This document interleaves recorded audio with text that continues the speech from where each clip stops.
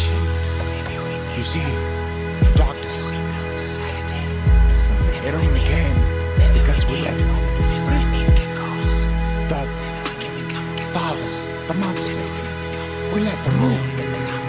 But now, all we have to do is make a breadsheet. Dissident theory. Dissident theory. That's at Dissident Theory, DISSIDENT on the Twitters, and perhaps more importantly, on YouTube. Dissident Theory is a small upstart channel that's already put out some amazingly informative and entertaining videos on one of the most intimidating tomes of all time. That would be Capital, or Das Kapital, Karl Marx's 3-volume, 3,000 some odd page critique of the capitalist system. I read the Communist Manifesto as a teenager. Definitely due for a reread of that, which is a pretty short book that basically outlines the main tenets of socialism. I know it seems like it would be really long. The word manifesto is kind of intimidating to people, I think. And as anyone who's ever tried to bone up on leftist theory can attest, Marx's Capital is a pretty tough sell. It seems pretty boring in stretches, but that's what's so great about Dissident Theory's YouTube channel. Each 8 to 15-minute episode is a summary of a chapter in Capital and builds upon the last summary. Dude is real good at summarizing, explaining, and highlighting the important points of text, so I'm excited to see where his channel goes.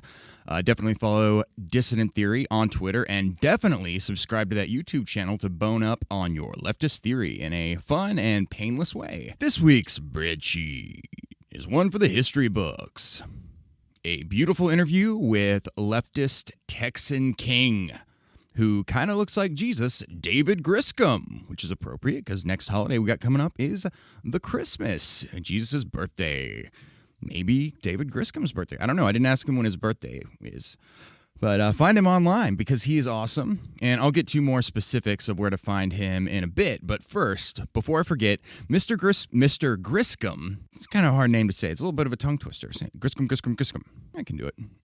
Mr. Griscom does not mention in this chat that he has a brand new project getting off the ground called Left Reckoning. Maybe he didn't bring that up because I don't think it had been publicly announced yet, but he's going to be hosting that with the equally awesome Matt Lech, whom you may know from being a producer on The Michael Brooks Show and Majority Report with Sam Cedar. This interview is great, and I've gotten some great feedback on the last 2 episodes, which featured my far-reaching chat with the great Chris Crofton. I try to make these episodes evergreen, so if you're new to the show, please go back and check out my interviews with Chris Crofton, Ben Burgis, Christy Yamaguchi Main, the host of Investigate Joe Rogan, which is a fun, small podcast you should check out, and probably more, maybe a couple more that I'm not thinking of right now. I believe right now I'm recording the 14th episode of Breadsheet. Made it past 13, which is a good sign, I think. Probably going to see if Dissident Theory, the host of that, I don't know what his name is, but I'm going to see if he wants to come on sometime to make y'all's and my brain smarter.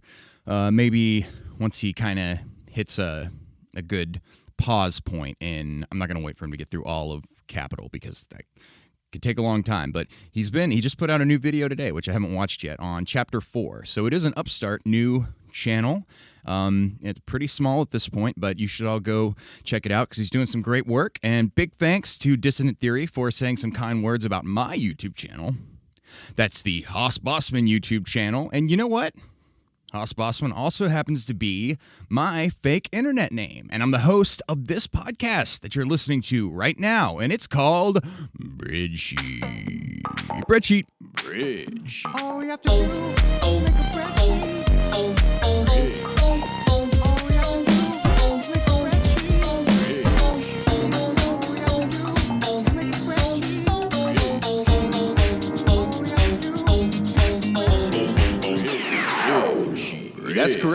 That's correct. Breadsheet is this show. I'm Haas Bossman, and I'd like to warmly welcome you to my show, Breadsheet. And if you like it, don't decide just yet whether you do or not, but wait until you decide that you do. I guess even if that is now, and rate and review it in your podcast app of choice. That helps a lot. The more people listen and download, the more slivers of pennies I get from that Anchor ad you heard at the beginning of the show. Yeah, that helps a lot. And, what did I ever do to you to not deserve you doing that? So, yeah, rate and review, help out if you can, if you got the stones for it. And, yeah. So, and that helps the show. It's fun to support a show that you like, assuming you like this show. And I don't have a job or health insurance or anything like that. And it's looking more and more like my family and loved ones are going to be getting a song for Christmas this year, unless some kind of Christmas miracle happens. Only in America, dreaming red, white, and blue. Only in America, we have a dream as big as we want to. I don't want to get a copyright strike, so I'm not going to sing that stupid song anymore. I actually am considering compiling all the music I've made for this show into a Sounds of Breadsheet Volume 1 thing to sell on Bandcamp and raise funds for Christmas gifts and such, and probably going to be moving soon, so I need to probably have money to do that. Anyway, this is kind of a bummer, right? Don't let that dissuade you from continuing to listen. I'll be all right. I'm fortunate to have enough people in my life who care about me that I probably won't be homeless anytime soon, and I've been through tough times before. I have somehow managed to always land on my feet, and I don't see why this time is likely to be any different. Just got to keep on making all this free content and have a little faith that things will magically work out. I really, truly love doing this stuff, and my ultimate goal is to make the world a better place and/or maybe be helpful, and of course bring people a little joy. And I got to think that Jesus might help out sometime soon if I remain pure of heart. Might even give me like superpowers or something. But yeah, stay tuned for that Bandcamp compilation as one of many ways, free or via a teeny tiny contribution to support Breadsheet. Speaking of the sounds of Breadsheet, I of course made an original song for Mr. Griscom to introduce him with today. I started going the country route and sort of wound up with this goofy, somewhat artificial sounding bluegrass-esque thing, which I then put some clips of him over the song, which I got from his latest appearance on Give Them an Argument, friend of the show Ben Burgis' podcast, which I think I already mentioned. This one is reminiscent of some of the stuff I used to write with my old band, the K-Max, whose albums you can get at thekmax.bandcamp.com. THEKMACKS.bandcamp.com. So that's coming up in a bit after some Hoss News.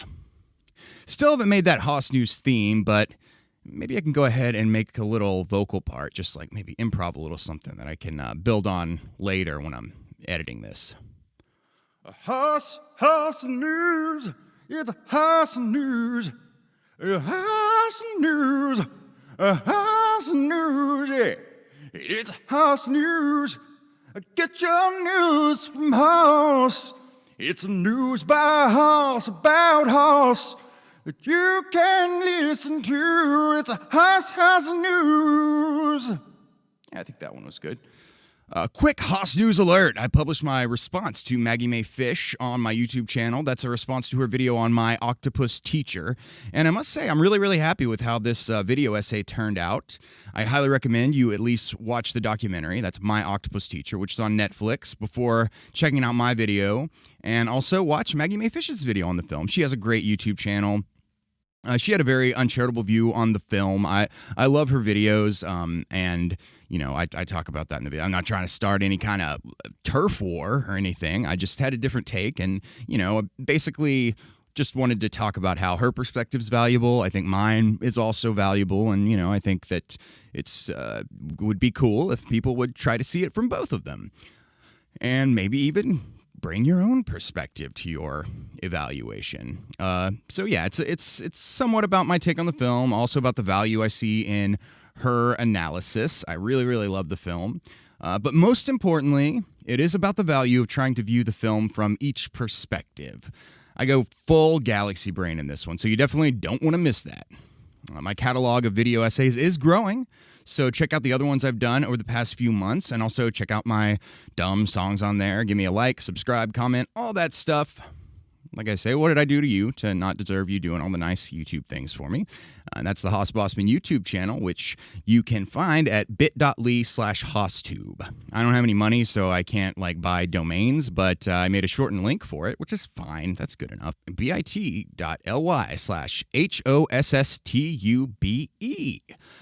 Also, bit.ly/HossTube. Also, I tried my first GarageBand tutorial stream on Twitch, which, had some technical difficulties, but I'm, learning how to, there's special software to use and stuff like that. I gave a little rundown of how I make the beats on this show, the ones with the samples that I usually play in the intro after I say the word Breadsheet, like right here. Not the actual songs I write and play with the virtual drums, guitar neck, keyboard, and piano roll and all that stuff in GarageBand. I will get to making tutorials on those later, but that's not quite so entry level. You have to know some basics about how music works to get started with those types of songs, whereas the beats are pretty easy to just jump into. Thanks to Tim from the Timocracy podcast for being my guinea pig and being the one person who watched that tutorial live. I only have 2 or 3 followers on Twitch right now, but I'd really like to start doing weekly streams in which I maybe give some takes and more tutorials and just show how I make some of my weird, dumb art and shit. Also, maybe going to edit that first stream together in a YouTube video. But for now, show me you're interested in more twitching from your boy Hoss by following me on Twitch at twitch.tv/Hoss_Bossman. So Hoss_Bossman is my username pretty much everywhere. And it's also my username on Twitch. And here's the song I made. It's a monkey song. So if you want to know how to make awesome songs like this monkey song, follow Hoss_Bossman on Twitch. Monkey song.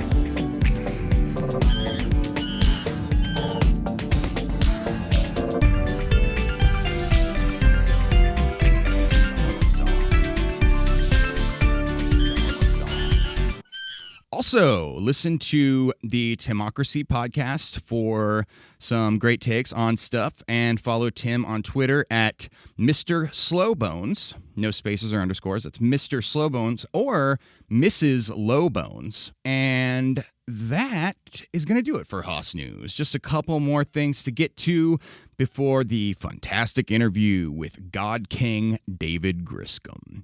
Stellar content on Breadsheet, like this amazing ad from my new sponsor. That's right, I got a new sponsor, Cameo Live. From the people who brought you Cameo, the popular app for personalized celebrity messages, comes their latest creation, Cameo Live. Now, your favorite celebrities won't just record a message on video, they'll storm into your living room to surprise your loved ones in person. How does it work? Simply type out a personalized message and select from our extensive list of Hollywood A-listers, including Michael Caine, I'm Michael Caine, Jack Nicholson, I'm Jack Nicholson, and even Gilbert Gottfried, I'm Gilbert Gottfried. The next step involves placing a tiny tracking device on your friend or family member. The celebrity you picked will be monitoring their movement so your loved one can be accessed quickly and efficiently. And where my widows and widowers at? You're going to want to listen to this. Cameo Live will proudly include a feature called Miracle Message. Our team of Hollywood makeup artists will disguise a celebrity of choice as any deceased spouse. And it works, too. One customer ordered this message for a friend who lost his wife in a car accident almost 6 months prior and still wasn't over it. Let's listen in as football star Maurice Jones-Drew enters the man's home dressed as his deceased wife. You know what else is weird? An ad that I'm not sponsored by, but an ad for a cult autoplayed on YouTube while I was watching the other day. The content of what the dude was saying was mostly pretty good in my view. Love and togetherness are great, and racism and greed are bad, and our society perpetuates those bad things and not those good things. But he says all this while wearing what appears to be an out-of-the-box cult leader Halloween costume. Pretty funny and surreal stuff. Go check it out. Just don't get sucked in on account of me. Just wind up selling all your shit and moving out west to live with this weirdo. There are a couple of clips of it on my Twitter, actually, so check that out at Haas_Bossman. That's also me on Instagram and Patreon, or patreon.com/Haas_Bossman. I have a few ideas for Patreon exclusive stuff, like sort of a protracted goodie for maybe a certain tier. The idea is we do like a little mini interview on the show. I play that interview on the show, and then I use some clips to make a little beat song thingy featuring some clips of you saying stuff, and then play that on the show. Maybe include some, I don't know, like some funny Alex Jones clips or something if you want. We can work it out. Also, gonna make the full uncut interviews complete with my awkward pauses and ums and you knows and losing my train of thought available for all Patreon subscribers when I get a chance. Big thanks, by the way, to Sanzi, at Sanzi on Twitter, and Cedric, my crew of two, as I like to call them, Patreon peeps. That's, again, Sanzi is at Sanzi, Sansie on Twitter. And I'm not sure about Cedric's other information superhighway presences. Maybe they just want to stay mysterious. Let me know, Cedric. And seriously, it means so much to me to have any support from anyone, and it would obviously be amazing if I could make something close to a full-time income off of all this stuff that I'm doing, which I'm very far from at the moment, but I think it's a cool proof of concept that people are willing to pay for art with no guarantee of getting anything in return, just showing support for stuff you like and hope to see more of. I think it's beautiful. And I am truly grateful and just eternally appreciative for that support. And if y'all want to join them in supporting what I'm doing here, trying to do some good work and, trying to be helpful as I sort of do something I actually enjoy doing for once in my life for a living, or, trying to get into doing that. I have an idea for a video, just percolating about what a society without money might look like. Pretty hard to imagine, right? But that's why I'm looking into it, and also why I'm trying to inspire or encourage folks to cultivate their imaginations to try and envision a better society. The people and entities who benefit from our abusive system don't want you to think critically, creatively, and imaginatively, because that's not in their interests. But I truly believe it's essential for the continued survival of our species. Something like a world without money may be ultimately unachievable, just like fully automated luxury communism or whatever. But we should at least be working toward a future that's closer to that type of world than what we currently have. I mean, don't let the perfect be the enemy of the good, or the better, as they say. And I guess that's as good a segue as any into today's wonderful interview with the almighty David Griscom of TMBS, or The Michael Brooks Show. Rest in power, Michael Brooks. I had just started doing this show when he passed away. I think I did a little RIP to him on like the second or third episode. And, it's kind of, obviously, it's a huge bummer, and his presence is sorely missed on Majority Report, and, of course, his own show, The Michael Brooks Show, which has kept going. David Griscom, which we talk about it a little bit in the beginning of the interview, but David Griscom and Matt Lech and Michael Brooks' sister still do the Michael Brooks Show, but I think they're kind of like winding it down or something. And when Matt Lech and David Griscom announced their upcoming show, Left Reckoning, which already has a Patreon, and I think they've already started doing some Twitch streams, and they're about to start putting out like full podcast episodes. Michael Brooks' sister, Leisha Brooks, she announced that she is going to be doing a series or something to like in memory of Michael Brooks, and something maybe like gathering up some of his a best of type thing, and having people on in remembrance of him and his awesomeness. So yeah, we talk a bit about him in this chat. The Michael Brooks Legacy Project is Michael Brooks' sister's thing. She's getting going, and she's also going to be doing a show called The Brief and Wondrous Life of Michael Brooks. Just wanted to drop that in since I couldn't remember what it was called when I was recording. God Kings of the Left, Slavoj Zizek and Dr. Cornel West had an awesome conversational remembrance of Michael Brooks recently, which is recent in the Michael Brooks Show podcast feed and on the Michael Brooks Show YouTube channel. So check that out. And, as I said, David Griscom and Matt Lech's new show, sort of a spin-off from the Michael Brooks Show, is gonna be called Left Reckoning, and toward the end of this interview, Mr. Griscom says he has a big announcement coming up, which he already made, and it's this new show, Left Reckoning. Mwah, back to us from the past. Anyhow, David Griscom, he is a producer on The Michael Brooks Show and also author and presenter of some great Jacobin videos on the YouTubes, these quick takes, and a segment on friend of the show, Ben Burgis's wonderful podcast, Give Them an Argument. Ben Burgis, I'm going to be having him on again soon, too. That segment is called Outlaws and Revolutionaries, on which Griscom highlights different badass country artists and discusses the radical politics, either implicitly or explicitly expressed in the songs of said artists.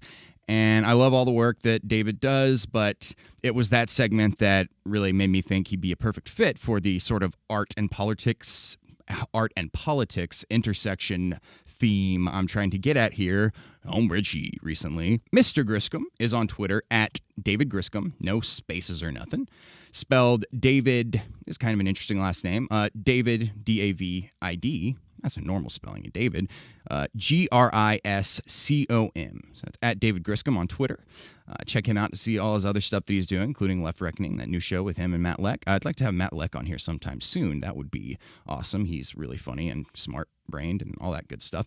So David and I, we talk music in this episode, but we also cover a lot of other ground, touching several times on how we can frame our leftist ideas in straightforward, honest ways to appeal to people who might see themselves as being culturally on the right, working folks. This is a one-part interview, and next week's episode is going to be part one of a two-part interview with the fantabulous Rachel Quirky Shank of Screen Snark and Infinity Podcast, and now being a brand new Twitch affiliate, which is great and exciting. Congratulations to her. I am Rachel Quirky. That's her name on Twitter. I am on Twitter and Instagram at Haas_Bossman. Support me on Patreon at patreon.com/Haas_Bossman. Visit my YouTube channel at bit.ly/HaasTube. Leave me a message to be played on the show. Ask me a question, send me some love, whatever you want to do. As long as it's not racist, I will probably play it on the show. And that is a fact that I will probably do it. You can do bit.ly/callhaas. That you can leave a message there. And you'll be famous on this show. And also, rate and review the show. Be good to your brothers and sisters. And without any further ado, here's David Griscom's original Breadsheet theme song. Then, please give a big, fat, stanky Breadsheet welcome to Mr. David Griscom. It's an opportunity for us to beat them,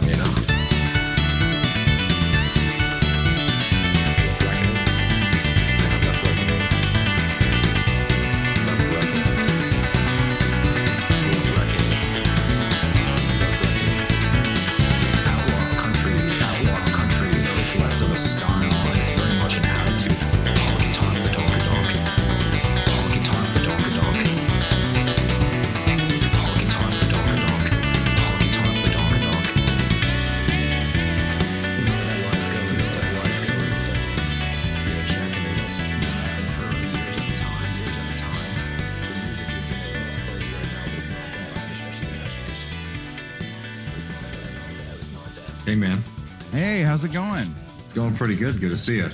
Right on. Good to see you too. We're already recording. I have it set to auto record because, I've made the dumb mistake before of forgetting to record and remembering 20 seconds into the interview. So And there, I know that word. How's your day going so far? You are on the East Coast, right? Yeah, I'm up in Brooklyn, but I haven't announced this yet, but I'm prepping for a big move back to Texas. So it's a little crazy, but it's good. Oh, nice. Yeah. Where about in Texas are you from? I'm from Austin. Okay, cool. That's I say that like I would really know much. Basically, all I know about Texas is that Austin is the sort of a little bit more progressive oasis. Yeah, the hippie town. Yeah, and that I think Alex Jones is stationed there, and a bunch of people from LA are moving out there these days. Dude, yeah, to its detriment, unfortunately. Oh yeah, why is that? Oh, just like people move there from California, they want to turn it into LA or San Francisco. And it's just like, I like Southern culture, and that makes me sad to see everywhere is I feel like almost every city in this country is just fighting for its soul. Yeah, things are getting more homogenized. Yeah, exactly. These days. I'll go in and record an intro to this later, but I guess we kind of already started on Ladies and gentlemen, welcome Mr. David Griscom. I don't know if you've seen anything about this podcast. Basically, like every other episode, I do sort of feature-esque kind of talks with people to sort of just like get some stuff on their background and, just try to talk with them about some stuff that I think, they could illuminate some topics. So if you would introduce yourself. You've already said you're from Austin, and anybody who's been listening to you and is familiar with you knows that you are a Texas man. Mm-hmm. Texas folks are very proud. And like I said, I've never been out there, but I, have pretty much loved everybody I've ever known from there. And yeah, it is, even being from the South, I know, people who go out there, they're like, it's like stepping into a different country. Mm. Oh yeah, it's definitely different. I also like, just for transparency's sake and, tell a little bit about myself too. Also, like I went to high school in South Carolina, North Myrtle Beach. So I've got a little bit of that, New South, Old South kind of experience as well. Like the coastal South is so much different, even from like, places like Alabama or Mississippi. So it's been nice in my life to be able to spread around that part of the country, because I love it all for different reasons. Yeah, you get a different vibe. I mean, people from different, I know like where I'm at, but right now I'm like in the suburbs of Atlanta, but I grew up a couple hours north in the like very southern tip of like Appalachia, Northeast Georgia. And, a lot of Scottish and Irish immigrants in that area, which seems to kind of flavor a lot of the attitudes. And the part of Austin where you're from, like what like region of Europe are people mostly from? Yeah, I mean, well, Texas is, definitely, I mean, Texas is like, there's a lot of different cultures there, which is fun. There's a lot of like Czech and Germans, which is a little bit different than the rest of the South. But then obviously all the Scots Irish folks ended up moving out there as well. So it's a merge of that culture. And then obviously, the Mexican Tejano culture as well, which, makes for an interesting place. And, I like one thing that's fun about Texas, and one of the reasons that I talk about it much more than other places I've lived, is it's just like, there's a big part of it that is just attitude, and, somebody like, Jerry Jeff Walker, who's a country artist that I like a lot, he's from like upstate New York. But if you were to see him or listen to him or, pay any attention to his music, you would think that he's the quintessential Texan, which is just like, he came there, embraced it, and became it, which is a, fun thing. There's not many other places, that you can just really be accepted if you're willing to, to dive right into it. Mm-hmm. So, your background, you're from Texas, and for those of people in my audience who maybe aren't, I can't imagine a lot of people who listen to this show don't also like watch Majority Report and TMBS, which, you've always been a big part of since I've been watching it anyway. What is kind of your specialty on that show these days? Yeah, I mean,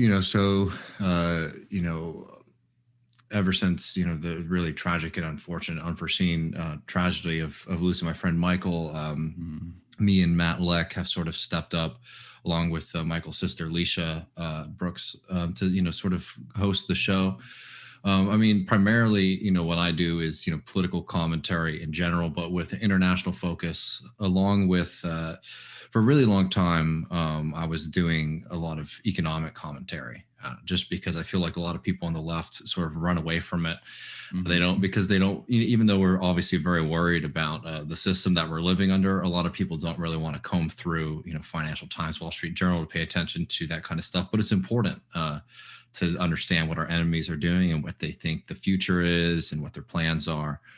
So I was doing a lot of, what we called the GEM segment, which was the Griscom Economic Minute, where I would just sort of comb through, the issues of the day and sort of give people a digestible understanding of it, and give people context so that they could see things, for example, like what's going on in the stock market and like how does that affect their lives, and what the kind of general stories out there mean for working people, instead of what most kind of financial media, the fixation obviously is on people with stock portfolios. I was trying to talk to people about, if you're working in this industry, this is how, kind of issues with funding or issues with speculation might be affecting, your day-to-day working life, just trying to bring that perspective to financial media, which again, is just sorely missing. Yeah, for sure. People on the left tend to be of a more, I guess, like humanities oriented, and when it starts to get into things that involve math, I think a lot of people on the left are kind of repelled by that. I mean, same too. I studied philosophy, so it's not like, it's not my home per se, but it was just something that it's not as complicated. They want you to think it's a lot more complicated than it is. And once I sort of realized that, I could do it too, being a philosophy major in college and just kind of like poor white trash kid from the South, that, anybody could get it. Sure. Yeah. I mean, I had to take, I did a music business certificate in college and had to take a couple of business classes and was a little bit surprised by like, oh, I always was really intimidated by this, but it's not quite as, when that was like horrible out of nowhere, when Michael, I call him by his first name, but it's not, I didn't know him. Definitely can. But this podcasting and stuff and YouTube and all that, like you become familiar with the people you watch in an interesting way. But when he first passed away and I found out that y'all were continuing to do the show, I thought that seemed like a really great thing, but it took me a couple of weeks to really get into the groove of watching it again. And as I'm sure you understand, but I think you always did great on the show, but like obviously that left a hole. My condolences. I know it's been a few months now, but that left a hole that is never going to be fully filled. But like the way that you guys have been picking up kind of where he left off, I again, not having known him, have to think he would have approved and been proud of the job that y'all are doing on there. So yeah, well, thank you for that. I mean, it's one of those things, somebody who's can't be replaced. But we also just had this feeling afterwards is that one thing that has been really incredible over these past few years working on TMBS has been the community of people that we have around us. And we just really didn't want to all sort of like ride off to the sunset and, not be able to, be talking to people anymore, communicating with all the people who have, as you were saying, the show has been a big part of, my life, certainly, and a lot of other people's too. And we want to make sure that we didn't also lose that community too, because I think it's really important. And I've been really proud to, build that over the past few years. And something that Michael always brought to the show, and I mean, what he brought to Majority Report and everything that he did was like this sense of like internationalism, and that it can be so hard. There's so many things here at home to worry about that it can be hard to delve into that stuff. I always learned so much from him, just like listening to him talk about. A lot of times he would lose me, and I'd have to give me some extra research to do. Yeah. But and I mean, seems like you guys have done a great job of like continuing on that in his legacy of bringing like an intellectual rigor to commentary that you don't see in every place, and I'd say like a lot of places. So your goals as a commentator and an analyst and an activist, what would you say those are, broadly speaking, and maybe as they relate to carrying on that legacy?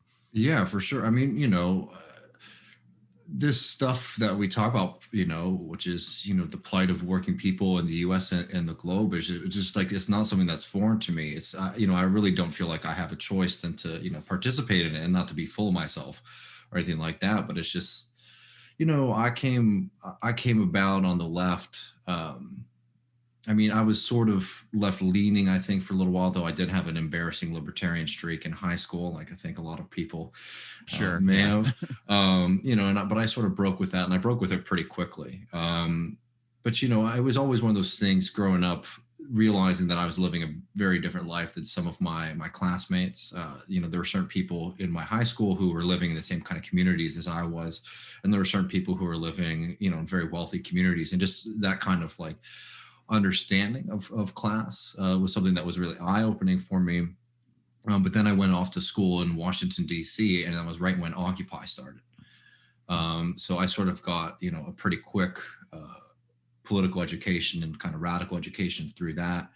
And, I've just been, since then, I've been really trying to involve myself as much as I can in the struggle. And like Occupy was an incredible moment because it really activated a lot of people, but there was a lot missing from it. As we're sitting here now, almost a decade later, realizing that, okay, that was an incredible moment, but we had like the people in the streets, and then we didn't know what to do. Right.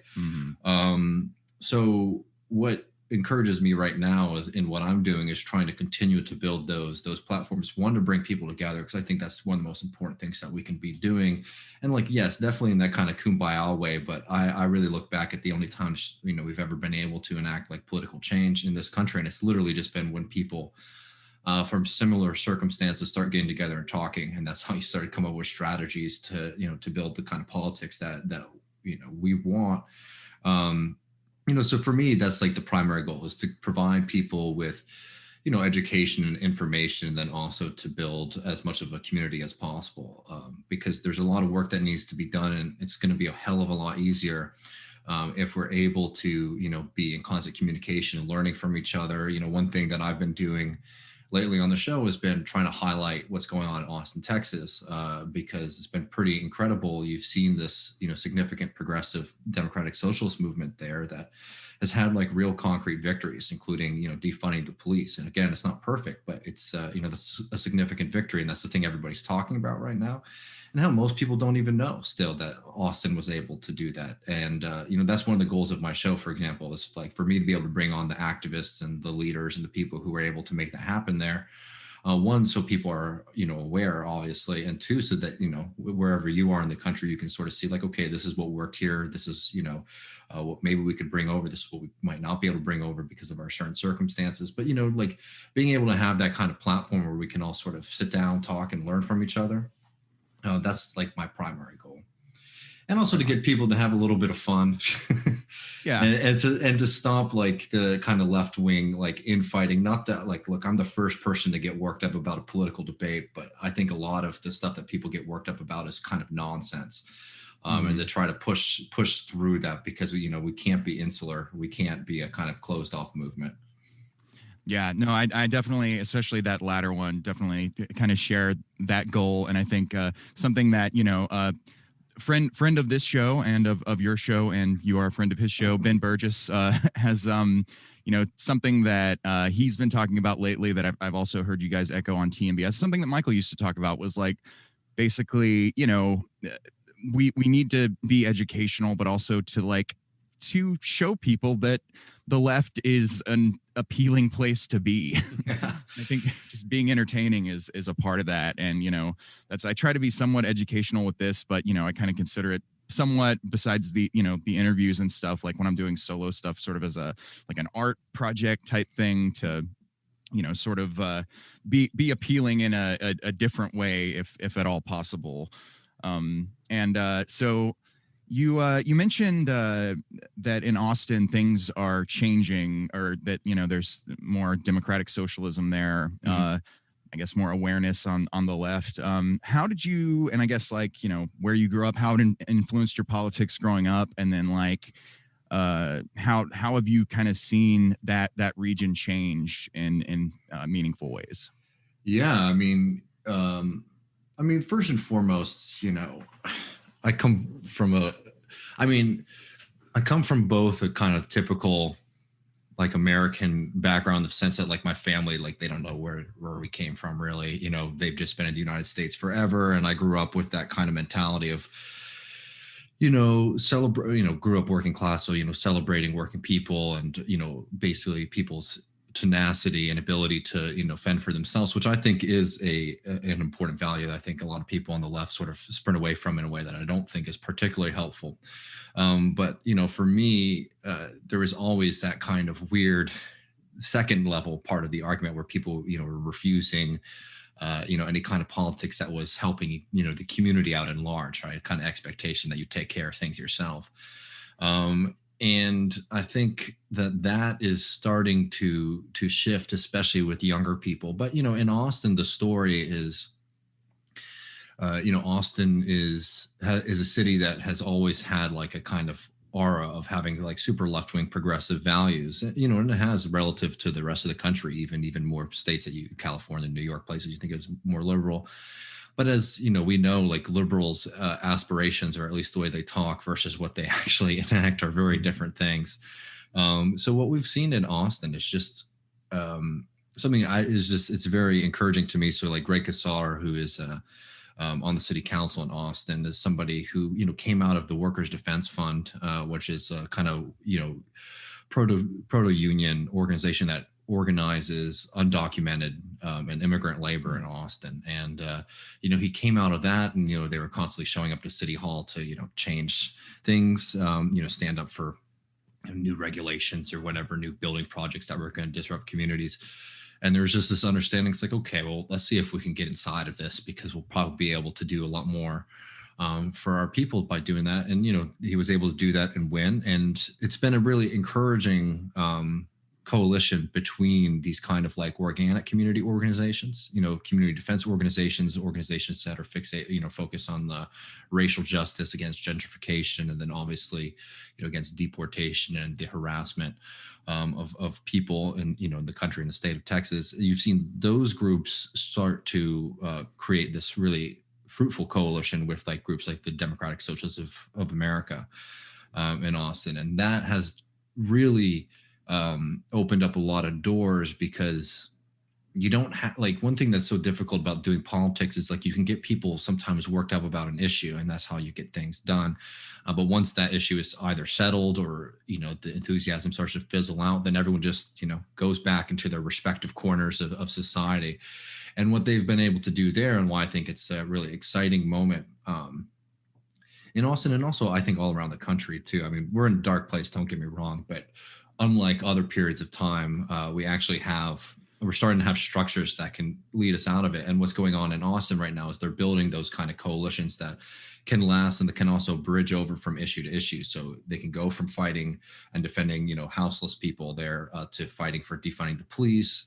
They just passed like a massive transit bill in the city, which is great because they don't have, proper public transportation there. They've been able to do that by basically getting all these different community organizations and having some form of, a forum where everybody can get together and talk. So that's definitely, I'm still pretty young, so I can't talk too much about what it was like in like the 90s or anything like that, but it's definitely a very different, vibe. And you can just see it in how viable these movements have been.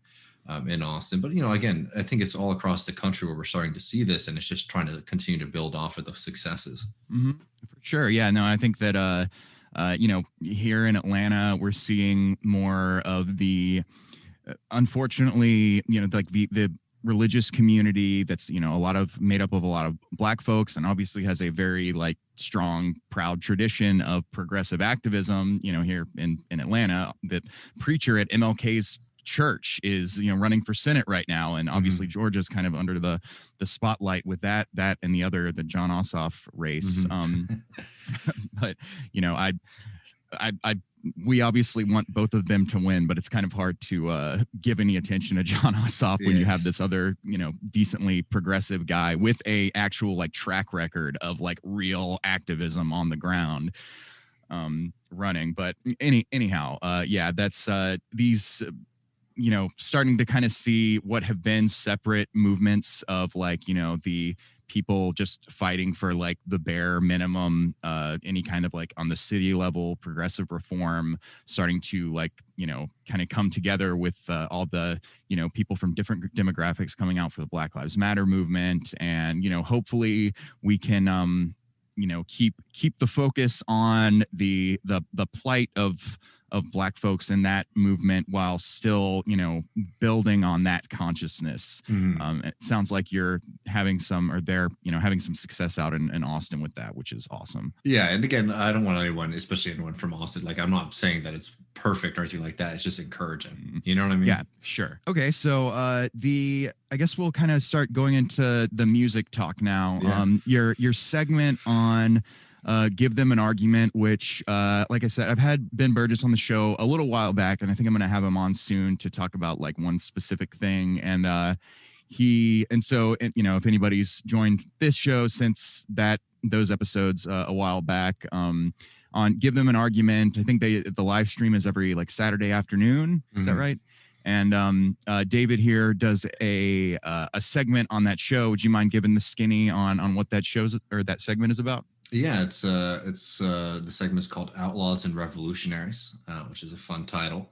Yeah. And I mean, Ben and I have been buddies for a few years now. We met through TMBS, as you would imagine, but he'd come up and we'd hang out, and Ben and I both have proclivity to drink and you know, stay out, you know. So we code to, like, we had, like, for example, our live shows up here in Brooklyn, you know, where we'd have people in a studio audience, which were always a blast.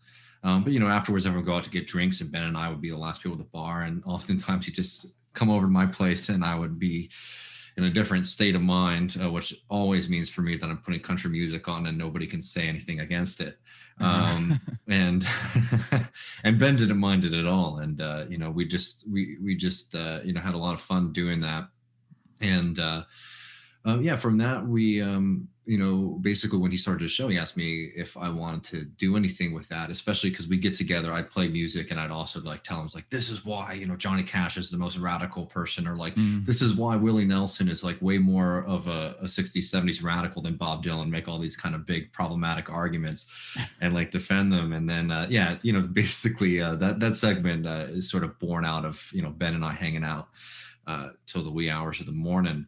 But yeah, but in that, I sort of go through, sort of basically like my favorite artists. And the first bit was very much dedicated to one, like highlighting Johnny Cash and Willie Nelson and Waylon Jennings and all these people who I love, but two, also, you know, making the argument, which I think is an important one to make, not just for country music, but a lot of culture, and obviously deeply Southern culture, is just reclaiming that from these just know-nothing conservatives who like act like they are the inheritors of a genre of music and a culture that is just not theirs to own.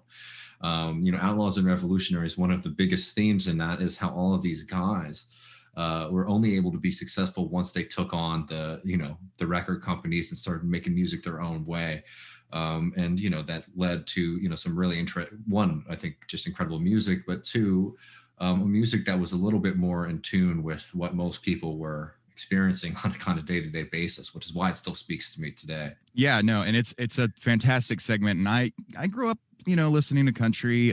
My dad is, you know, from the South, and that he had a 78 Thunderbird with an 8-track player. Oh yeah. And just a huge, like, 3 carousels in the back seat of 8 tracks that were mostly country. I also got introduced to like Steve Martin's stand-up comedy that way. So that's like most of my older country knowledge is basically just those 8 tracks. And I always learn something new, sometimes about like some newer artists, but, you know, some of the more obscure dudes who have that, you know, maybe without being explicitly political. I think often that is a theme that you find with those guys, is that they're not maybe not really thinking about politics, but definitely like speaking to an experience that is very one that people on the left tend to care about a lot, I guess. And I think so. No, exactly. And I mean, for me, like, the reason I get so worked up about it is like, you hear it and you listen to it, it's like, yeah, I guess it's not explicitly political. I will also just go out on the line here and say that, like, I think a lot of explicitly political music is just bad. You know what I mean? Like, I don't know, like, not like make your songs political, don't get me wrong, I'm not against that at all, but like, you know, people who go out with like their one goal is to just like basically shout out slogans that we all agree with, I don't find that to be that artistically interesting. But that's a side note. Like, you know, what you see a lot with you know, with these guys is that they're expressing like the actual experience of like working people in this country, which has a really radical bent to it. Like, it doesn't have to be mediated through like political program or political party. I mean, hell, like something like Merle Haggard, who is oftentimes, in my opinion, wrongly painted as like a conservative. You know, most of his music is about organizing prisoners, you know, against the state. You know what I mean? Like, these guys, like, not only is their music radical, but they live those kind of radical lives that I think a lot of people in this country agree with and have been, you know, touched by and consider themselves to think about the world in that way. And for me, a lot of country music, especially though, you know, that stuff and that, you know, that kind of golden generation outlaw country, it should be something that we see as like, it just immensely encouraging for our kind of politics, that, you know, we actually don't have to build the consciousness as much as people think. Like, most people understand they're being screwed over by their boss. Most people hate their boss. Most people don't like the way that they're being exploited. You know, we just, like, our job is to, one, you know, organize and do the kind of political education that's necessary. But like, you know, and to do that, we're going to have to tap into that energy. And I just think like we have this incredible well of, you know, of proof of just how radical most Americans are actually.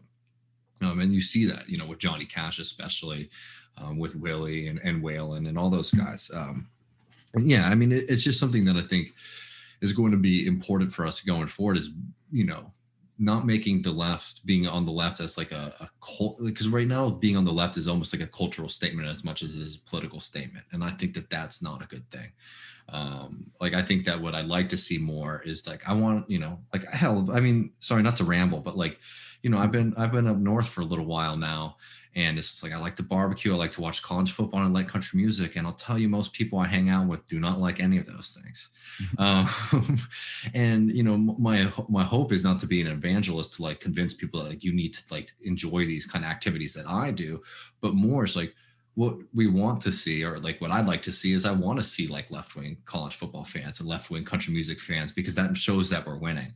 And I just want to like not allow the kind of right to be able to capture those, those things as like, symbols of kind of right-wing conservative politics. Cause I just don't think they belong to them at all. Yeah, my dad's a pretty conservative guy, as you can imagine, and I'll try kind of gently to bring that consciousness about when we're like talking about music or listening to some country together, older stuff, like how I guess like it's like they're able to get that class consciousness in a way that a lot of people on the left, or at least a lot of like liberals, don't have, it seems to me. And something like one of the biggest successes of the right in this country, at least, has been kind of making a cultural relationship between like somehow, and I mean, it never, I've read Dark Money and I've like thought about this so much, like how it's just they were able to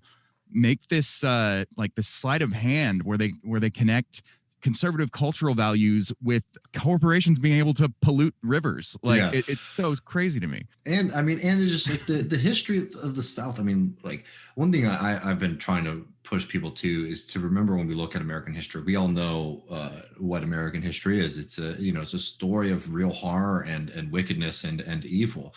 But for every victory that, the forces of like capital have won, for every victory that the right wing have won, there have been people fighting back. And I think one thing that we also really need to do is to be able to reclaim that fight. Like, like Texas, for example, was like a hotbed of like socialism, not just in the United States, but globally for a while.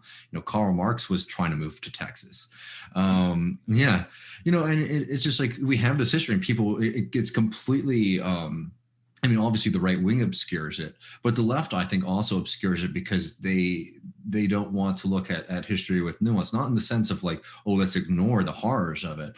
But, a lot of people, they just want to tell the story of like, okay, here's like the big general oppression and wickedness of American history that's happening, and completely gloss over that every single one of these like right-wing victories was met with fierce resistance from communities. And we should be looking back at our, ancestors in that way and trying to uphold those legacies too.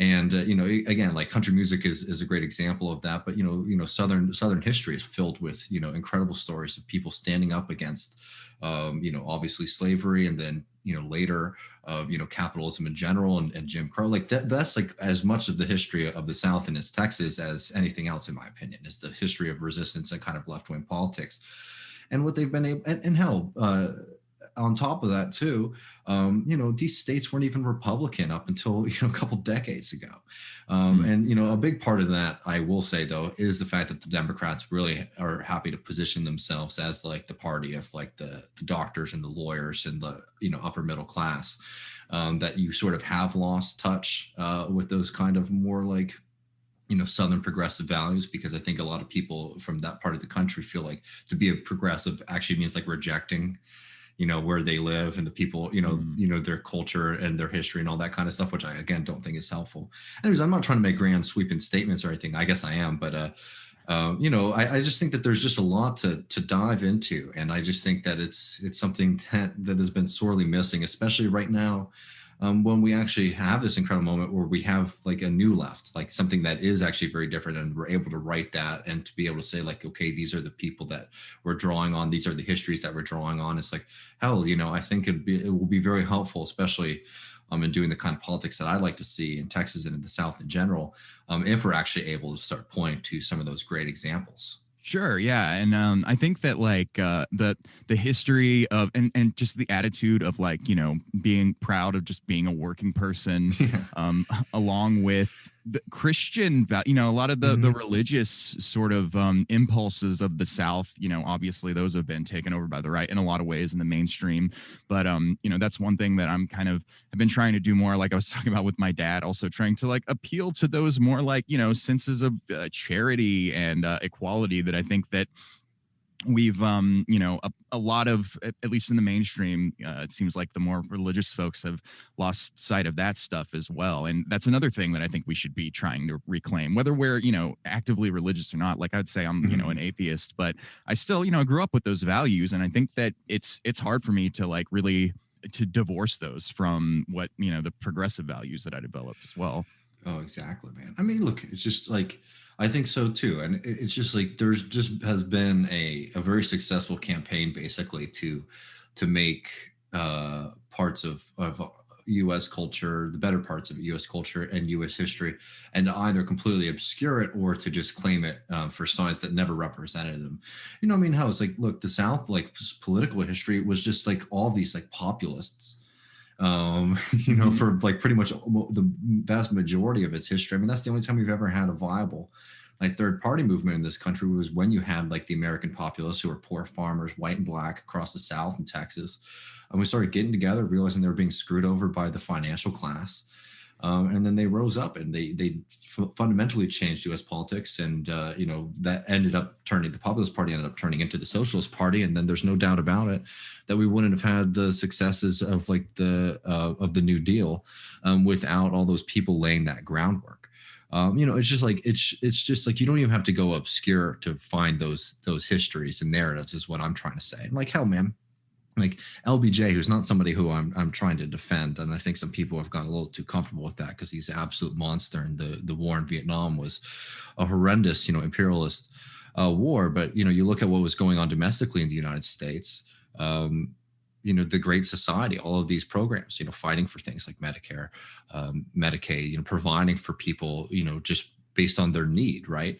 Those values, those came out of, one, in American politics, but two, like, very much like a kind of Southern politics and Southern understanding. It's just like the template's there, As much as we can make, being on the left and progressive values about empowering the individual as well as like, helping your neighbor and that sort of thing, I think is super important. And, you said you went through a libertarian phase, as so many people do.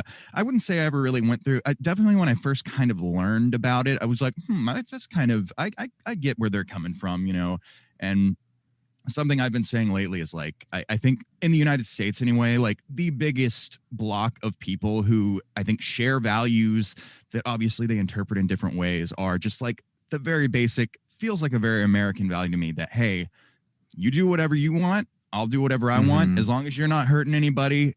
If we can frame things in that way, which I think we don't really realize how many people would kind of come over and at least listen if we could sort of frame things with that as the main value. No, I mean, I agree completely. And, just to be above water is like, for me, I mean, libertarian might even be a funny way to describe it. I mean, like for me, it was just like, I realized that the Democrats were full of shit, pretty early on. And, I grew up in a liberal family. So I guess it's a kind of embarrassing way that I was rebelling. But, I realized that the Democratic Party was just like did not have our interests at heart. And, I was stupid enough to think that the Republicans, just because they play, working class guy on TV, were looking out for us. But, I was an idiosyncratic, like conservative, like I hated, obviously any kind of gay bashing, the racist stuff. I always thought that wasn't a conservative value.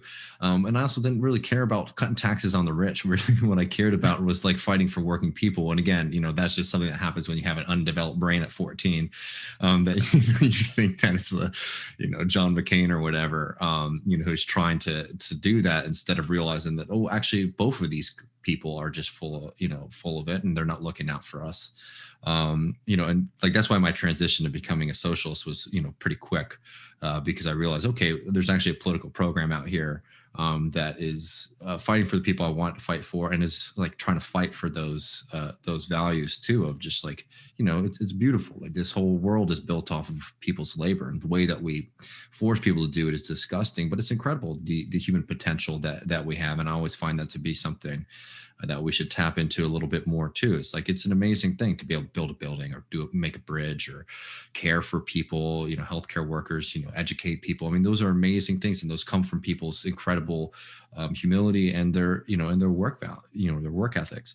And it's just like, for me, it was like a light bulb, switching on once I was able to put two and two together, that is, okay, there's actually a politics that is of working people, fighting for working people out there, instead of, the pony show we get from from the Republicans and the Democrats on that. Yeah. You mentioned John McCain and like something about the like I said, my dad's Republican his whole life. First time he ever voted for a Democrat his whole life was 2008. He voted for Obama, and people think that's weird. And then he became at least like a kind of a Trump apologist in the past few years. And I remember talking to a liberal person I know, like an upper middle class liberal, who was saying like, how does your dad square, people like your dad, like my dad was an enlisted Marine, like most of his career. And and they're like, how do they square, Trump making fun of John McCain with, and it's like people who aren't, I'm from a military family, like people who don't know that like enlisted people don't generally like officers. And like the enlisted people in the military thought that was funny as shit when he was making fun of John McCain, because they see him as like a bunch of hoity-toity like fancy boys who like give each other awards and stuff, there's just like this lack of a kind of consciousness for something like that, which is a little bit insulated, I think. But I just thought that's a great point for sure. So yeah, now you sent me a couple of specific songs to look at, and I was not familiar with either of these actually. Well, I'd heard the Merle Haggard version of Working Man Blues, and had never heard the Jamie Johnson version. I've heard a couple of really cool covers from these newer country guys who I still haven't delved much into, but I think it was Chris Stapleton had this beautiful cover of Tennessee Whiskey that I heard. Oh man, yeah, I've been really vibing to that lately. Oh man, he has got an amazing voice. Like, I'm so jealous of his singing ability. But and then I watched the only thing I could find was a YouTube of them doing like an 8-minute version of Working Man Blues, just kind of jamming out on that live. Yeah, he's also got an amazing voice. But why did you want to bring up and talk about Working Man Blues? I mean, obviously we've been talking about, the light of the working man. So I mean, Working Man Blues, and I'll tell you, I'm happy to talk about this song in this version, because that is a great version. I realized just before we got on that I meant to send you another song called Poor Man's Blues, which is but the Working Man Blues by Merle Haggard has the same kind of mentality, the same kind of point to make it, because Working Man Blues is just a great song, right? It's just about the kind of people, again, who like keep this whole system afloat, and taking a bit of pride in that, and having the ability to do it, but also understanding that it's hard as hell. And what's exciting to me about that Merle Haggard song and the Jamie Johnson cover it as well, is just like, you go to concerts when they're playing that, and everybody in there just gets imbued with this kind of class consciousness that you just actually like don't get as much from a lot of other media, in my experience. And it's just something that I think is just, there's a deep well there that we can try to tap into. The other song by Jamie Johnson's Poor Man Gets the Blues is a fun one, just because it's just about him sitting at a bar and seeing some rich guy that he's planning on beating up, because the guy is just looking at him as a tool, and not as like a human being, which I think is a really beautiful or interesting consciousness, at least. But I just think that what we get from that Merle Haggard song, and a lot of Merle Haggard's music too, is like a deep understanding of how people think about themselves in this society. And I think people who want to do kind of political organizing should start trying to tap into that kind of poetry a little bit more, to start to think about, even what you're just saying about, your father, just trying to understand how a lot of people view their place in this system. and some things that, you want to push back. I know in the Merle Haggard song, there's a whole thing about him never going on welfare.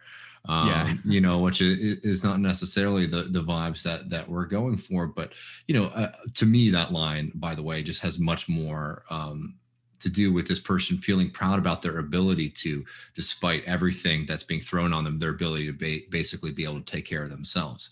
And, I don't think that, the way I would push back against that is like, you don't need to do that in an oppositional way, right? You can be proud of your ability to, to take care of yourself in a system that is very much designed to keep you down without, opposing your other brothers and sisters, getting a little bit of help when they need it. But, I just don't find that, that kind of sentiment, for example, to be like a non-starter, because what that person is really just trying to express in my view of it is just like, I'm proud of, who I am, despite, not being a wealthy person, not being the kind of person who is typically celebrated in this country. And, I'm very proud of my ability to basically be able to, to look after myself and my family and my community. And, what I think the job of socialists too, is to try to expand that mentality to also looking out for your other brothers and sisters and, working people too. Mm-hmm. Yeah, no, what you just said was kind of where I was thinking about it too, was like how, that pride in being able to take care of yourself. I mean, for a lot of people that does extend to, and, a lot of people who their politics maybe seem to bespeak some kind of selfishness, but because they are like on the right in some ways, interpersonally. I mean, even some people who like I grew up around who tell some like pretty bad, like racist jokes and stuff like that. But, people, liberals, people of a certain who don't interact with people from that, they don't quite seem to like wrap their head around. It's like, yeah, he's got some problematic ideas, but interpersonally, like I could tell you this guy would immediately relate to more and be like kinder to a like poor black person than a lot of like liberals I know who consider themselves very progressive. I mean, look, I grew up very poor, in South Carolina, and that was 100% the kind of experience, a lot of things that people were saying to each other. And by the way, like just so the picture is painted properly, it's like these were like, poor white kids and poor black kids and poor, Mexican immigrant families too, all hanging out and, just bad shit. If I think about it now. But it was just like, it was a way that people were sort of interacting with each other. And I don't think it's perfect. I'm not trying to celebrate it or anything like that. But, at the same time, these are people living together, not just like close in a lot of ways that people in gentrified neighborhoods live together, but I mean like really living together, like hanging out on Saturday and spending time together and being a community. I think that, it's important to not overlook actually like that kind of just basic human solidarity, even though it might not like conform to the most like kind of liberal or like, PC norms. Again, not to celebrate it or to excuse it, but to just understand it's like, again, there's a well here, right? There's just like, there's opportunity here. It's not this kind of like black and white picture that a lot of people think that it is. Yeah. It reminded me a little bit of, like, did you ever read, Matt Taibbi wrote a book, I think it was just a collection of essays from, him on the campaign trail in 2015, 2016 called Insane Clown President, which I got, like it was published like right around when Trump was inaugurated. And I was expecting it to be just sort of a funny, Matt Taibbi is great at making fun of people in his writing. And I thought it was just going to be kind of a funny, like, just making fun of Donald Trump mostly, which I was very much in the mood for at the time. And but a lot of that book is him sort of talking about the Trump supporters and validating a lot of their concerns. And like, I look at these people who are all chanting against the media and I'm, like you were saying, like not necessarily justifying it, but just like, I'm kind of like looking at us here in the media on this side and realizing like, yeah, they don't have anything in common with us. And I can kind of see why they're pissed at us. We're not speaking to their concerns. And this asshole clown is, and can we really blame them for at least some portion of them being gravitating toward that? Yeah, I mean, that's definitely a factor. I mean, I think it's back and forth because it's just like, I do think it's worth noting that the vast majority of Trump voters are just rich people, just like Barnum. Sure, and they've done a good job at making it seem like that's not the case. But yeah, I mean, a lot of people it was a great opportunity to, to punch back at the people who have been doing well in the system, while they have. And again, it's just like, it's a kind of, a blind rage. And that doesn't mean that it's a good thing in our society, obviously. But if you aren't able to actually see what's going on and to be able to realize it's like, well, this is the consequence of just decades and decades of like neoliberalism just completely hollowing out people's, life expectancy, their wages, their feeling that they're, included in this society. It's like, is it surprising that a kind of demagogue like Trump is going to be able to tap into that anger and say, I'm going to burn it down and make fun of all these? I mean, so much of what Trump was for a lot of people, I feel like, it's like he would just go on stage and he would just roast all the powers that, that be. And it's just like, look, I think that, we don't want to do Trump style politics, but like, if you can't see that represented, just a real feeling of frustration and failure with the system as it is. And if you as a socialist can't see that as a kind of rupture, and, people rejecting the kind of, the system as it is, even though Trump didn't do anything that he was, acting like he was going to do, obviously. I mean, like, honestly, it's been so funny now that we're looking back at the entirety of the Trump administration, like, pretty much the only thing he was able to do other than just terrorize, immigrant populations and people of color, obviously, was just get this massive tax cut through. Like, Yeah. He was actually, like, for all of the talks of him being this kind of authoritarian strongman, just ran a really incompetent administration. And the only thing he was able to do was the thing that the Republicans are just set up to do no matter what, which was to cut taxes across the board. But I have to note this because it's really important now that we're looking at what happened in this most recent election. The people who showed up for Joe Biden, the people, who basically Joe Biden's coalition will be, is like upper middle class, wealthy suburban voters. You didn't see this kind of groundswell for Joe Biden, and there's obvious why. He wasn't standing up for people. And like what happened in Texas, for example, was a complete disaster for Joe Biden and the Democrats, across the board. I mean, Trump was able to pick up, like Latino voters in South Texas, and it's just like, that sounds wild to us, but it's just like, Joe Biden was refusing to campaign on helping people out to say, we're going to get you more stimulus. We're going to do like something proper on the COVID. Like, look, you can send me to his website all you want. Tell me what Joe Biden's message was. Joe Biden's message was, I'm not Trump. And for a lot of people, they're really hurting right now. And they were like, okay, this guy sent me $1,200. Now, obviously, there's a lot of, we can understand why that might be an incorrect political read. People were seeing that, and that was what their understanding of politics were. And again, it's just like, instead of thinking of people as lost, saying like, okay, why were they doing this?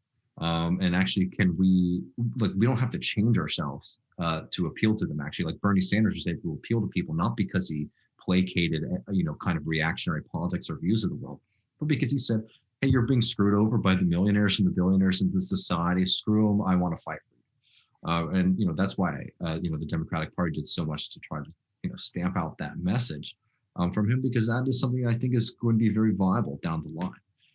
The bad thing about the moment we're in right now is that, the Republicans are set up to come back with a big groundswell in 2022 and probably, do very well again in 2024. So there's hope that, they were going to be able to vanquish the specter of like Donald Trump, far right Republican. That's a fantasy, and that's a bad thing, I would say. But the one good thing is that kind of suburban model that they're trying to push does not seem that it's going to be able to have the legs to be a kind of dominant political movement, which means that we have openings going forward. Yeah, no, and I think that I understand why there's this attitude on the left that like, oh, these, I think, some truth to the idea, like these Trump supporters, some of them seem to have kind of a cult of personality thing going on. Oh yeah, and are very, for sure, and very difficult to change that. But I think that, there's just a lot of people we're not hearing from who have this attitude. And, if you're not familiar with these communities, but yeah, I think if you don't hear these people out, the diversity and the range of like attitudes of people who maybe support Trump or kind of apologists for him, it's easy to look past how they do kind of see, well, Trump is an asshole and I don't really like him, but he's saying he's going to do things for me, and I'm not even getting any of that. And, none of the cultural like placating, and not for problematic things, but just like sort of, from the left, of just not paying attention to people of a, below a certain income level, basically. And unless, their needs are specifically have to do with like the identity politics that help get Democrats votes, basically. But, talking about Trump as sort of a wrecking ball that I think a lot of people liked. Yeah. I think that dovetails nicely with the other song that you wanted me to give a listen to, and I was unfamiliar with this one. I'm pretty familiar with most of Johnny Cash's catalog, but this one had slipped by me. An awesome song, Oni, which I'm definitely going to be spinning from now on. You want to tell listeners a little bit about that song? I mean, Oni is a great story. It's a simple one. It's about a man who spent his life working out, the shop floor in a factory. And it's fine, and it's his final day, and everyone's getting ready, to celebrate. We'll get a gold watch after, basically wasting away working for these people his whole life. But what Oni's excited for is a little bit less about retiring or the gold watch or anything like that, but that the moment that the clock strikes 5, that he's going to punch his supervisor Oni in the face. And it's a great song. It's hilarious, and it's perfect at the end of it. It's just Johnny Cash just saying like, Oni, where are you, Oni? Looking for him. And, again, it's just like, it's a great song, and it's something that I'm sure most people, have spent time working in pretty much any field, but especially anything kind of, physical like that. Hell, even restaurant work.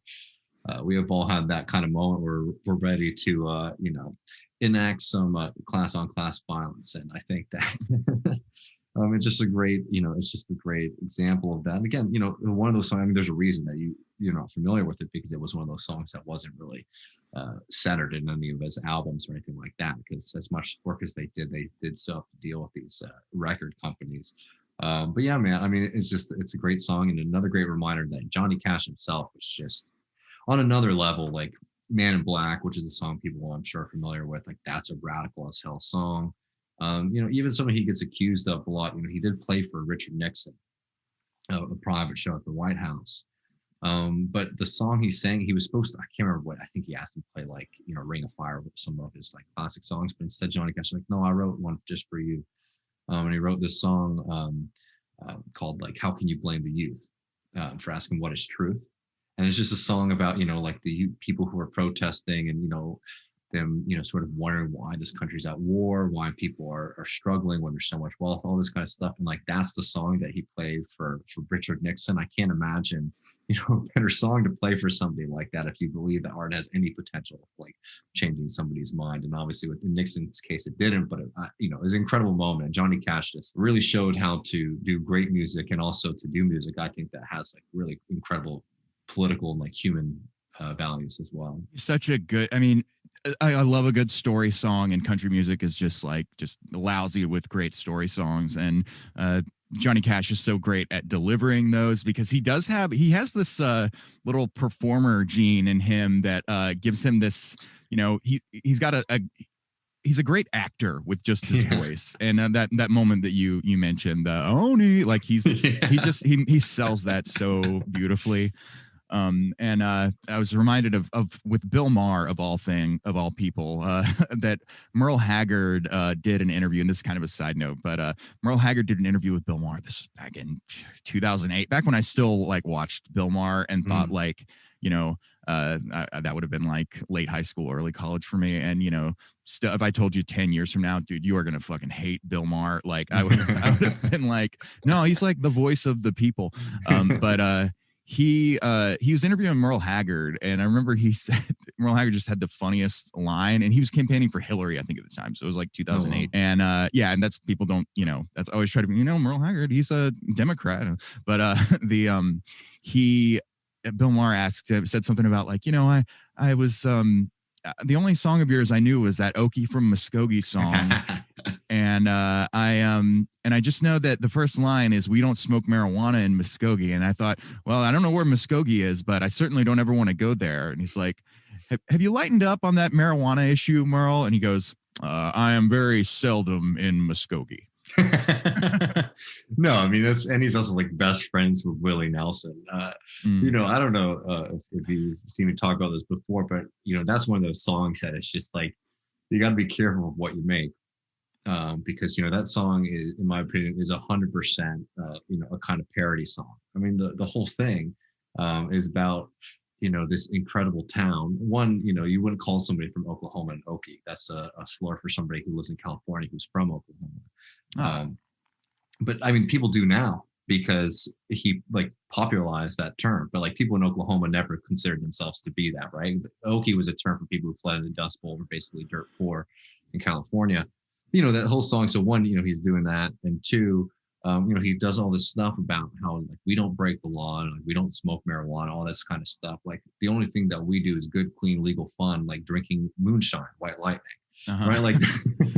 The whole song is just, it's definitely kind of mixture of a parody of that kind of guy out there who's sitting there in the honky tonk, and another song, Redneck Mother, which a lot of people don't get because that's a song that is about kicking hippies' asses and stuff. But that was written by Ray Wiley Hubbard, who was a long-haired hippie, right? It was one of these songs that's just sort of taken that character that we've all known and sort of give him a little laugh at him. Anyways, the problem with the song "Okie for Muskogee" is everybody identified with it a little bit too much, and the mess. And then of course you have this hit song. What are you going to do? Tell everybody that they're wrong? Take it back for yourself?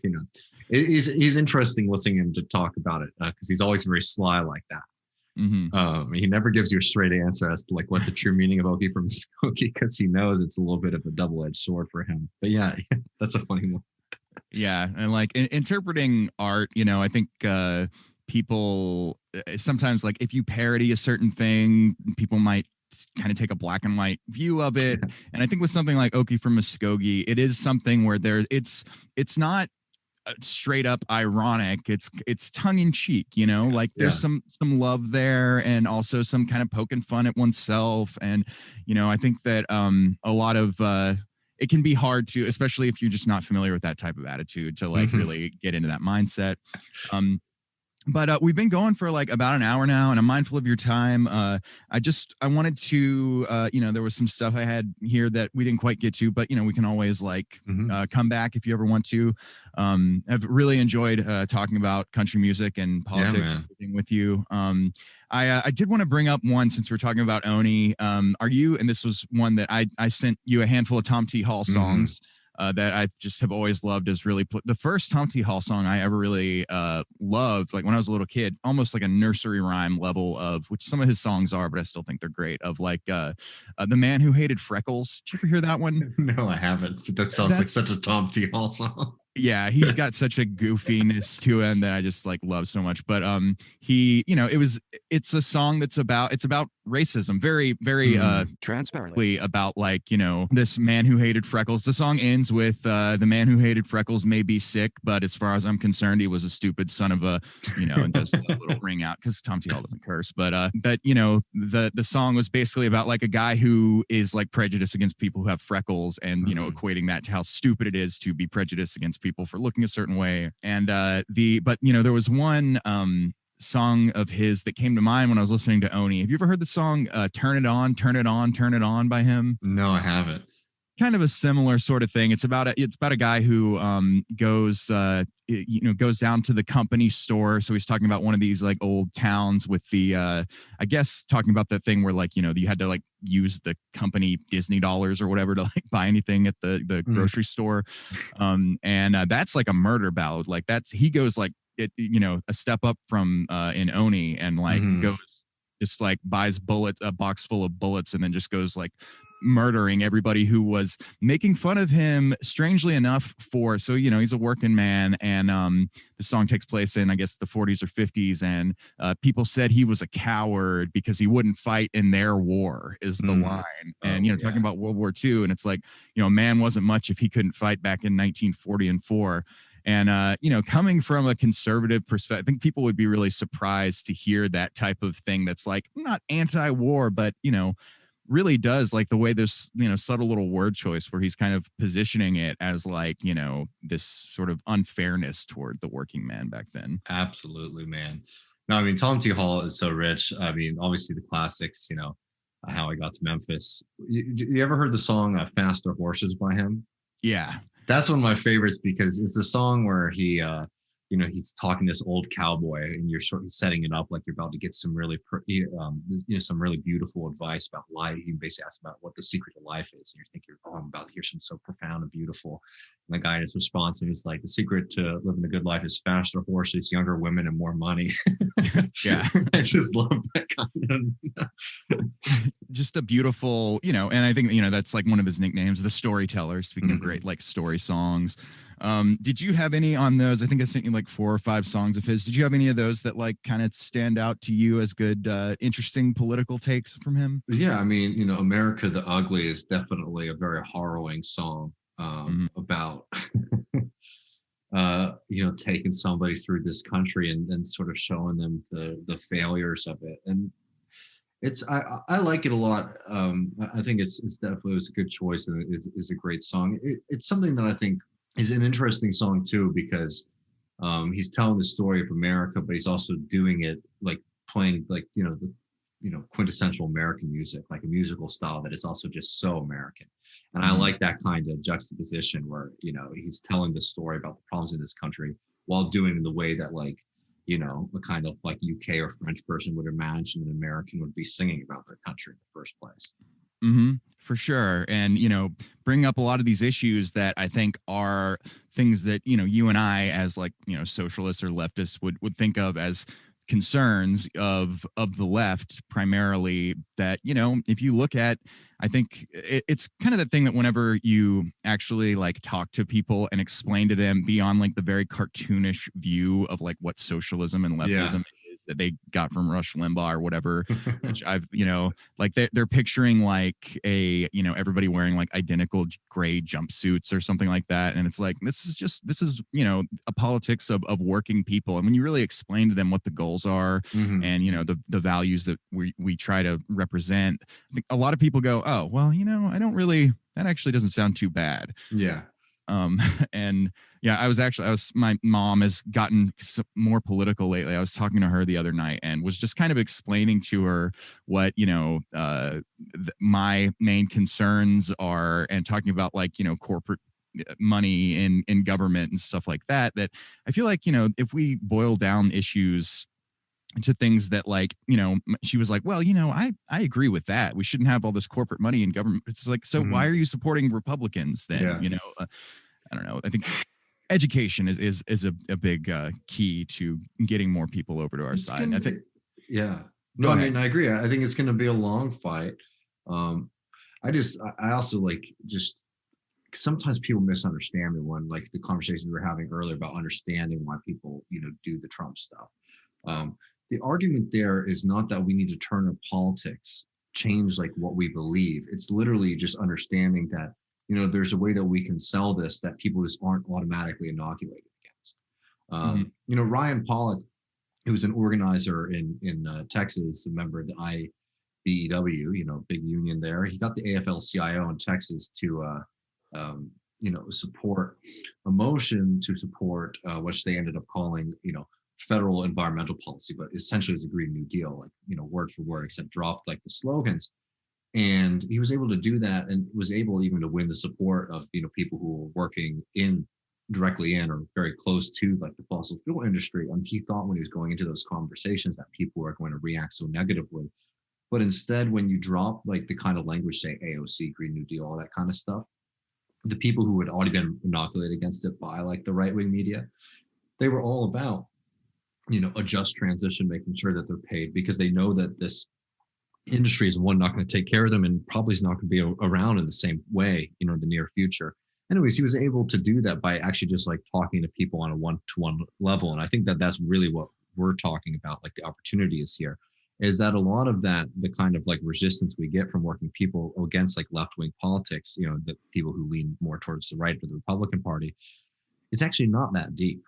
And it's going to take work and strategy to break through it, but I really think that we can, as you were just saying. Yeah, and I think that things like the Green New Deal, there's a lot of very successful and effective propaganda. You've got to remember, marketing was invented in the United States, basically, and So we have a lot of, difficult stuff to push through. We could take a page out of the Republicans' book, as in they're so good at branding. And like you were saying, if you just, strip it down and like actually explain it to people for what it actually is, and, kind of go in the opposite or the inverse of what Republicans do in deceptive branding, and just do like a little bit more straightforward branding. As leftists, we hate that word, I guess, but, gotta hustle a little bit.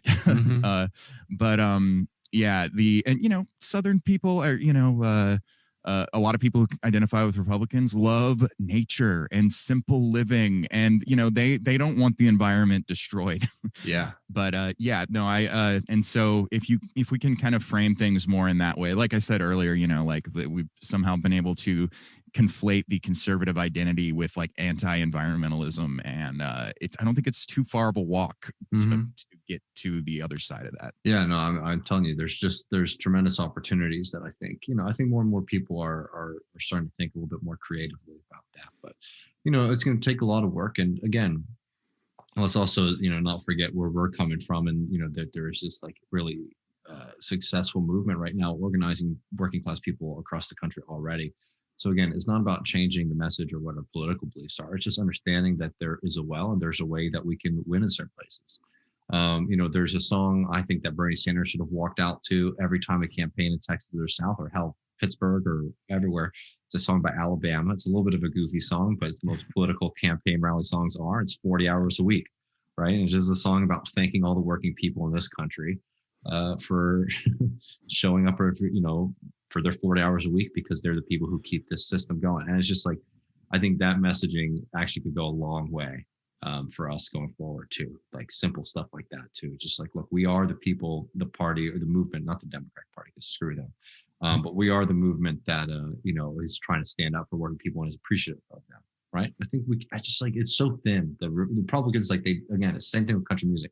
They don't deserve it. And there's no reason that they should have it in the first place. So I just think that it's something that we shouldn't be afraid of, like trying to challenge their dominance in certain areas. Yeah. And, a line from the, I think, another kind of, when I talk to conservative types about this sort of thing, there's a line in Working Man Blues that, something about, something I've always said is like, I've watched my dad like toil away. He's 72 now, and he's still working to like pay off his farm and stuff.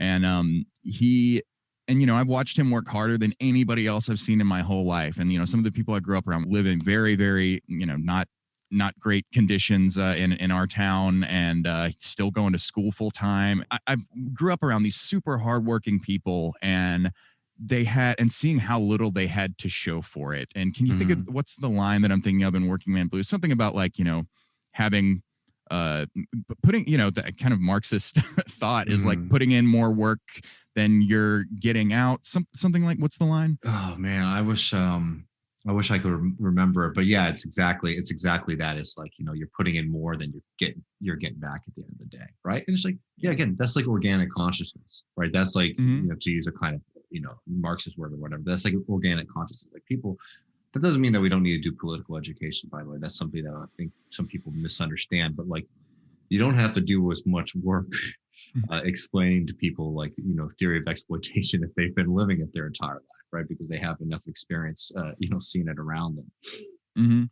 For sure. Yeah. And that's, I think one way that art is great for communication is that line, if I could think of the exact line, is, that it communicates just that basic idea of like labor exploitation, of like you're putting in more work than you're getting out, and that excess value is going to your employers who are not doing any real work. Yeah, exactly.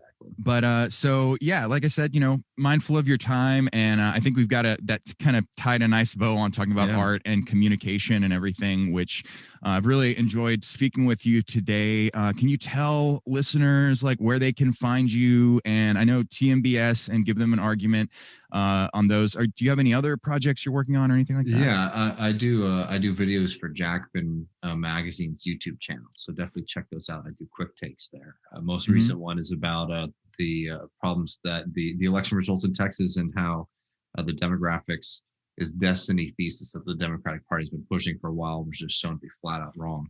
and what we need to do next. So check that out. And, I'm on Twitter at David Griscom.